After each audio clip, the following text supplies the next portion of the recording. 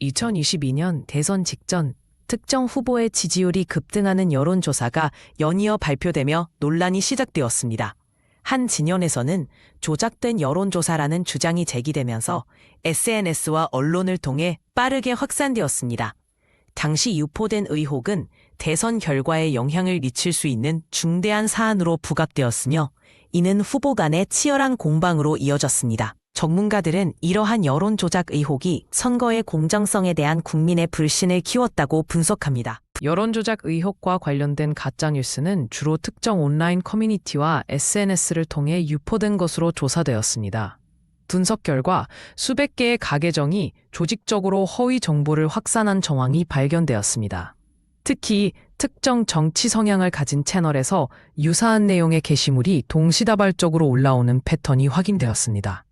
사이버 보안 전문가들은 이러한 현상을 조직적 여론 조작 작전의 가능성이 있다고 지적했습니다.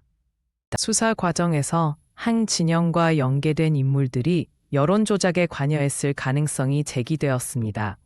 내부 고발자에 따르면 특정 정당 관계자들이 온라인 여론 형성을 위해 조직적인 활동을 지시했다는 주장이 나왔습니다.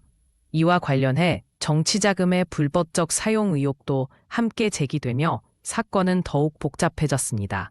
그러나 해당 진영은 이러한 주장을 강하게 부인하며 정치적 음모라고 반박했습니다. 첫 번째 진영의 주장에 맞서 다른 진영에서는 상대 후보 측 역시 조직적인 여론 조작에 가담했다는 반론을 제기했습니다. 이들은 상대 진영이 특정 포털 사이트와 결탁해 불리한 뉴스를 차단했다는 주장을 펼쳤습니다. 양측의 공방은 점점 격해져 선거관리위원회에 공식 개입을 요구하는 목소리까지 나왔습니다.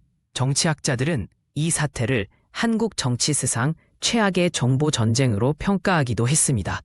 사태의 심각성을 인식한 경찰 사이버수사대는 본격적인 조사에 착수했습니다.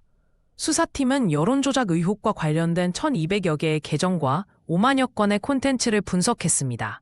특히 특정 IP 주소에서 대량의 가짜뉴스가 생성되고 공유된 정황을 포착했으며 이는 조직적인 개입을 시사하는 결정적 단서로 평가되었습니다.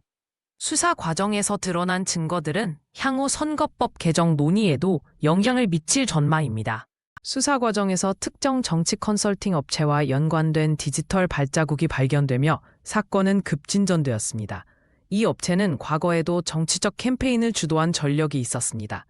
분석 결과 이들은 대선 기간 동안 특정 후보를 지지하는 가짜 계정을 대량 생성하고 알고리즘을 역이용해 키워드를 확산시킨 것으로 드러났습니다. 특히 수사팀은 업체와 특정 정당 간의 금전적 거래 내역도 확보하며 의혹을 구체화했습니다. 수사 결과가 공개되자 정치권과 여론은 다시 급속히 양분되었습니다. 한쪽에서는 조작의 결정적 증거라고 주장한 반면 다른 쪽에서는 조직적 음모론이라며 반박했습니다.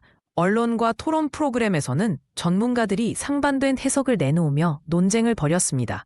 특히 수사 과정에서 발견된 일부 증거들의 법적 효력에 대한 논란도 제기되었습니다. 이러한 혼란 속에서 국민들은 점점 더 회의적인 태도를 보이기 시작했습니다. 2022 대선 여론조작 사건은 아직도 많은 미스터리로 둘러싸인 채 부분적인 진실만이 밝혀졌습니다.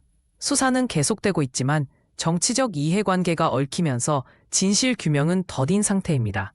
이 사건은 한국 정치사에서 디지털 시대의 새로운 형태의 선거 개입 가능성을 각인시켰습니다. 많은 국민들은 이번 사태를 계기로 선거 공정성과 미디어 리터러시의 중요성을 다시 한번 깨닫게 되었습니다. 그러나 가장 큰 질문, 진짜 조작은 누구였나? 라는 물음은 여전히 답을 기다리고 있습니다.